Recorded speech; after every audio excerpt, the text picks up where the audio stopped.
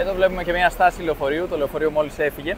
Η στάση βλέπουμε ότι είναι μια σκεπή από λαμαρίνα και από πάνω έχει και ένα πιο χοντρό μέταλλο και ένα παγκάκι το οποίο δεν ξέρω τι υλικό είναι, πρέπει να είναι πέτρινο.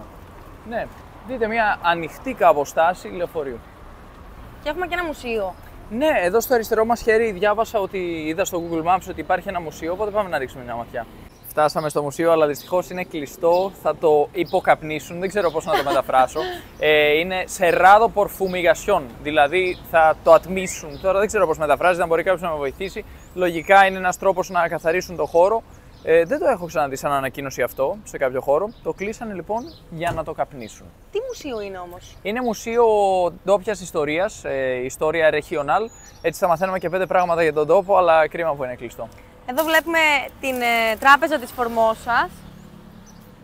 Από αριστερά βλέπω ένα λίγο εγκαταλειμμένο κτίριο εκεί. Ναι, πρέπει να είναι κάποιο έτσι παλαιότερο κτίριο, το οποίο χρειάζεται συντήρηση. Και εδώ έχουμε ένα μικρό παρκάκι. Ναι, είναι η Boulevard, έτσι, κατά μήκος ναι, της... Boulevard. Αυτή είναι η κεντρική οδός, ας πούμε, της πόλης.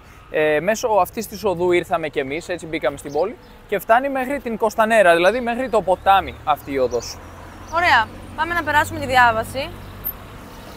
Να φτάσουμε κι εμείς στο Boulevard, το οποίο έχει ποδηλατόδρομο επίσης από ό,τι μπορώ να δω. Έχει και μία προτομή. Αυτός είναι ο ποδηλατόδρομος.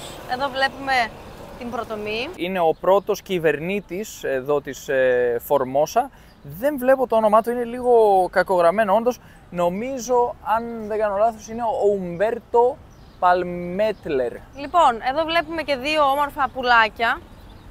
Έχουν ντύσει τα δέντρα, τους κορμούς των δέντρων με την αργεντίνικη σημαία. Ναι, είναι δύο πανιά ουσιαστικά. Το ένα είναι γαλάζιο και το άλλο είναι λευκό και σχηματίζουν, ας πούμε, την σημαία. Βέβαια δεν είναι πλήρως σωστό, γιατί θα έπρεπε να έχουμε γαλάζιο πάνω, λευκό στη μέση και γαλάζιο από κάτω. Ενώ εδώ απλώς έχουμε γαλάζιο κάτω και λευκό πάνω. Είναι μια απλοποίηση, ας πούμε, μια απλούστευση της σημαίας. Και νομίζω ότι κάποιοι έχουν βγάλει τους πάγκους τους για να πουλήσουν τα προϊόντα τους. Ναι, έχουμε κάποιους πάγκους όντως, με κάποια χειροποίητα προϊόντα που πουλάνε εδώ στα τραπέζια.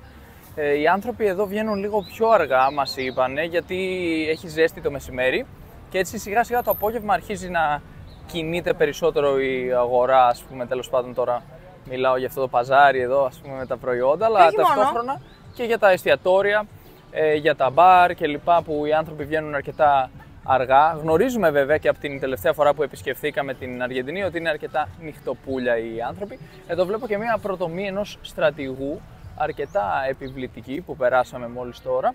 Ναι. Προχωράμε όμως σιγά σιγά προς την Κωνστανέρα, προς την παραλιακή που είναι ο στόχος μας, εξ αρχής ήταν αυτός, να φτάσουμε στο νερό, γιατί μας τραβάει πάντα πολύ το νερό. Τώρα θυμήθηκα τον Κικώτη, ο οποίος φτιάχνει προτομές. Ναι, τον γλύπτη Κικώτη που γνωρίσαμε στην Καβάλα. Στην Καβάλα και μετά τον ξαναπετύχαμε αρκετές φορές στην Καβάλα. Ναι. Και θα πηγαίναμε και στη Θεσσαλονίκη να τον συναντήσουμε. Στο εργαστήριό του, ναι, που μας είπε να δεις, είναι... Πανόραμα. Όχι, Ωραιόκαστρο νομίζω, δεν θυμάμαι.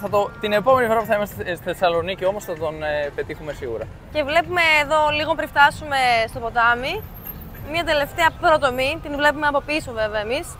Για να δούμε ποια είναι και αυτή η προτομή. La Provincia San Luis, λέει πάνω, Don Justo José de Urquiza. Ήταν ένας στρατηγός. Και βλέπουμε ότι μερικά πουλάκια έχουν κόκκινο κεφάλι. Το συγκεκριμένο, ας πούμε, που αυτή τη στιγμή το πιάσαμε να τρώει το γεύμα του, έχει κόκκινο κεφάλι. Βλέπουμε και κάποια περιστέρια. Διάφορα πουλιά.